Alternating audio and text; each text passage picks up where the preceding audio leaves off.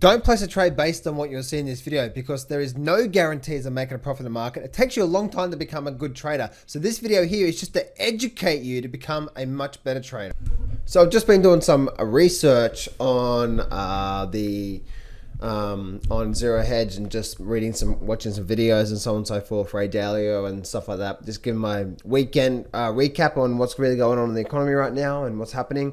Trying to get a sense of where we are right now in that, and it's really interesting. I'm reading this article here, and this article here, obviously, the great divide between stocks and the economy, and it's a really good read through here. But I won't bore you with all the absolute details here. But the main thing I want to sort of just bring your attention to is this chart right here. This is really interesting. Look at this here. Okay, so this is what we can see through here. We can see that the blue line is the change in real profits in the S&P 500. Okay, now the orange line is the cumulative change to the real S&P index. Okay, and I'm not exactly sure the actual date that this was actually the date that this was. Sort of set out, but where the last date that this was updated, should I say? But look at this here. Isn't this really interesting, right? So we can see how that when either the S&P index gets too far away to the profits, it actually eventually comes back. Okay, and as you can see, right, or if they get too much of a separation, they end up coming back to equilibrium, right? So you can see how the overall basis through here, let me actually just remove that. All right, so let's just go. There we go. All right, so we can see here, right? We can see how that the market comes back up, but then over the years, it eventually comes back down to where the real economy is, right? Where the S&P 500 is, and then you can see, look what happens here. Not only is the S&P above the real economy, but look what happens when we get a change below. The S&P drops below for look at this here, what's that there, 5, 10, 15 years. This happened. So when it dropped below here, the S&P was below the actual profits here for about, for what's that, sort of 15, 20 years here. But look what happens. Then we started to get a sort of a crisscross above here, and then we made a nice move up. It's not exact, but we made a nice move up. Then we came back down to equilibrium again. But notice when we start to get a very nice distance away, right? It's a distance away from what the S&P is doing to what the real economy is doing. It snaps back. When there's a distance away, it snaps back. When there's a distance away like this one here, especially in 2000s, right, we end up snapping back to the blue line. But look what's been happening here. Isn't this really interesting? If I zoom in on this here right now, look at this here, right? Look what's been happening since 2010. Okay, the actual profits, the real profits of the actual real profits of the S&P 500, you can see it's actually been doing nothing. It's actually been flat, and then we've got a drop now, obviously recently into 2020. So what do you think is going to happen through here, right? It's just going to cause it's going to cause what I believe what's happened here in 2020, right? It's going to catch up to that where the actual the real profits are, or the change in real profits. But the really interesting thing, right? You can just see how much this whole thing has really been built up. This whole economy, right, or the whole U.S. market, right, really has been built up on the Fed. And now I think this last hooray they got is their last hooray before it just comes tumbling down over the next decade. And I say the next decade because these things take time, right? They take a long time. And not only that, but you can see the wealth gap that Ray Dalio keeps talking about. That wealth gap has obviously gotten huge. Why? Because governments put money into systems that inflate asset prices.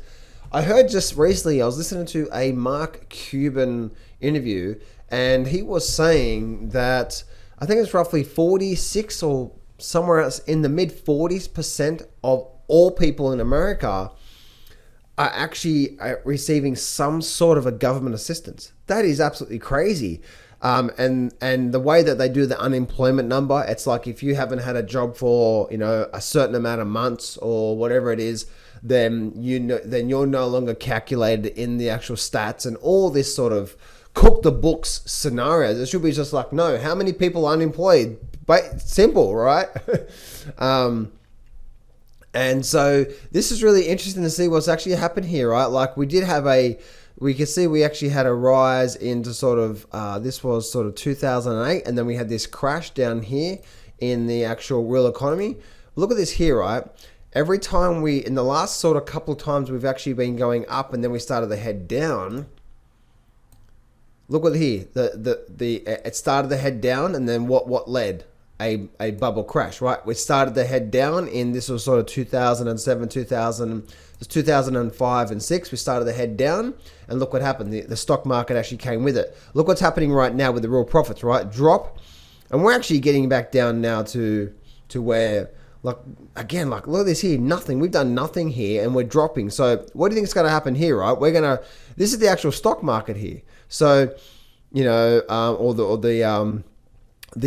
change in the S&P index, should I say. So the change in S&P index, as you can see, probably the next 2 years is probably going to do something like that. So as you can see, tech bubble, financial bubble, and then the central bank bubble. It's not looking good where we are right now. So there's a complete disconnect between that. And this is just a really good visual representation of what's really going on behind the scenes. And especially what I see since 2010, the last 10 years, yes, we've had a roaring bull market. And Trump says, best economy in the world, blah, blah, blah. What a load of crap. What? I'm telling you right now, this whole thing right now, if you think what we're experiencing right now is just a good times continuation, then the fundamentals simply don't rely on that. And they will eventually come back together. As you can see through here in the mid sort of in 1965 to 1970, even 1975, they eventually came back together. And especially when the market starts to slow, especially when you start to get these periods of, let me just do this here. So especially when you start to get the periods of, see when we start to get the periods of when the market starts to drop down. Let me do the,